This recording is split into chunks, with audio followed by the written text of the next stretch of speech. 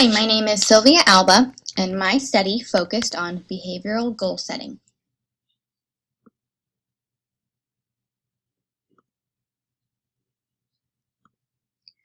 The research question for my study is, what is the impact of behavioral goal setting in second grade students? In my classroom, there are 19 students, 10 boys and 9 girls, and I teach at a Title I school. In my classroom, there are class rules set into place, and prior to this study, a color chart was how we looked at our behavior for the day. So everyone started on Ready to Learn, and if they were following the rules and being a good role model, they would clip up. And if students were not following the directions or had to be asked multiple times, they would clip down. And if a student clipped down, they always had the opportunity to fix their behavior and clip back up.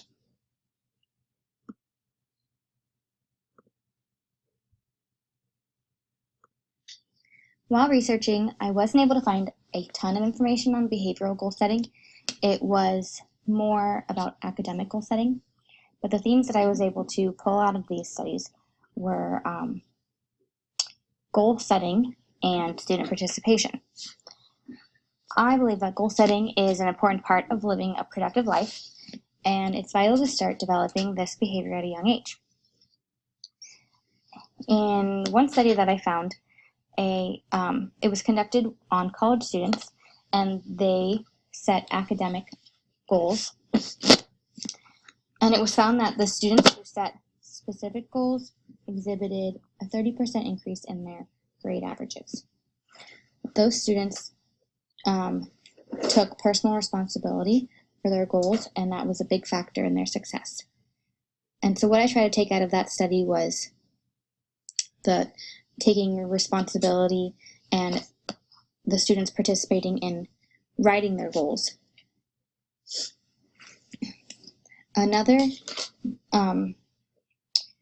The other focus that I had in my literature review was positive reinforcement and rewarding students. I found a great study that practiced tutoring instead of tattling. It's kind of the opposite of tattling. Instead of telling on someone for breaking the rules, you would tell a teacher when they've done something positive, kind of like tooting someone's horn. So in this study, it was found that the tutoring helped reduce the amount of misbehaviors in the classroom. And in this study, they actually had a period of when they practiced tutoring and they saw the behavior improve dramatically. And then when the teacher kind of stopped talking about it, and the kids didn't do it as much, and the misbehaviors began again. And then they tried again tutoring, and they noticed a dramatic change in the students' behavior. So for my study, I tried to take that and use the positive reinforcement in my reflecting and ask the students what they saw in the other students and how they were working towards their goals. And finally, the last study that I looked at was about managing rewards in the classroom and how it's more of a balancing act. And so that was really for me to kind of focus on how I wanted to reward my students, especially with the independent goals. I didn't want to reward them at the end of every day for working toward their goal, which is something I have done in the past, and I've noticed that the students just kind of start to expect treats. So this study helped me in my practice and focus on trying to get them to have intrinsic motivation rather than extrinsic.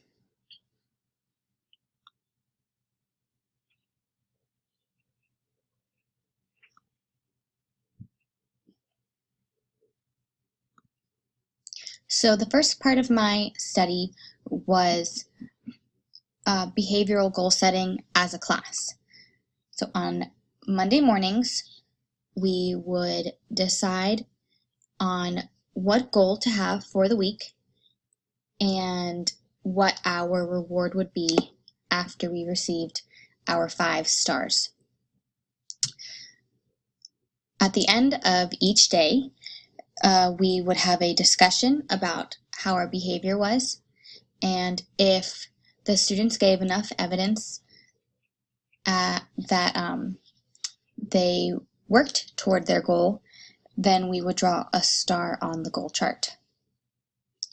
And there were actually some times that they were very honest and said that maybe today they did not earn the star, but tomorrow they would do this and this action to earn their star the next day. There were 3 goals set and reached within a 6-week period. The first goal that we set was that we will raise our hand and wait for our turn to speak. And that took about 8 school days to reach the goal.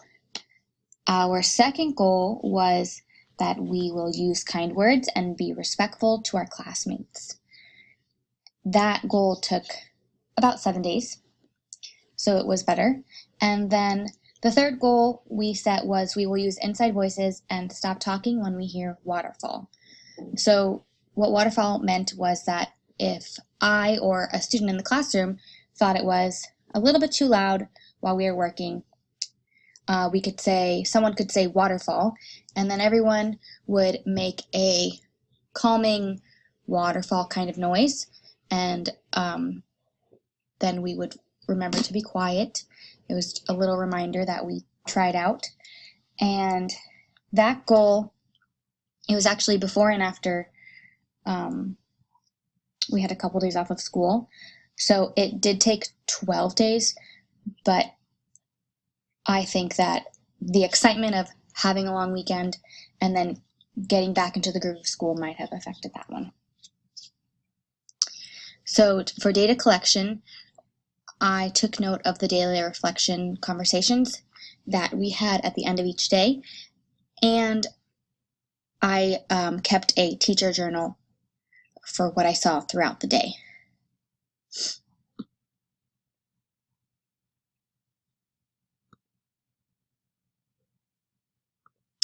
The second part of my study was independent behavior goal setting. So this began the first week I conferenced with each student individually and talked about what kind of goal they could have for themselves and how they could work on it. Some examples of the goals that were chosen were: I will follow directions the first time I am told. I will look at the teacher when she is talking. I will finish my homework before talking to my friends. Things like that the students could do by themselves. Having 19 independent goals was a little bit time consuming, and it seemed as though the students that were usually on track and follow directions, they were just reaching their goals with ease, and it didn't really seem necessary for them. So the following week, I only used independent goals for the 3 students that had the most room for growth behaviorally. So we continued using this chart, and I have an example on the screen. What it is they put what their goal is, an example, and then, so if it were Monday morning, every time they felt, or I felt, I could tell them too, that they were working toward their goal. And so like if their goal was that they will follow directions the first time they're told, every time they did that, they would color in a square. And their goal was to every day on this chart reach their goal more than they did the day before. So that was working well. I added the smiley faces so students could kind of reflect on their day and think about what they needed to work on. And the reason I chose this kind of chart was because the 3 students are actually already on an RTI program, response to intervention, in the school, and they use something very similar to this. So I didn't want to confuse them too much, and I can use this for their RTI, and since it's so similar.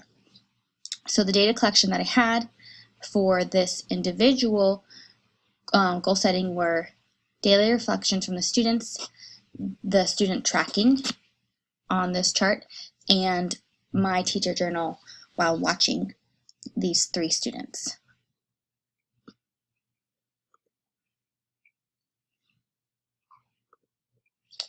After looking at all my data, I found that students really began to own their goals and help each other work toward each of the goals. I have an example of a quote from a student during a reflection time. It says, "I think we should get a star today because we kept our voices low.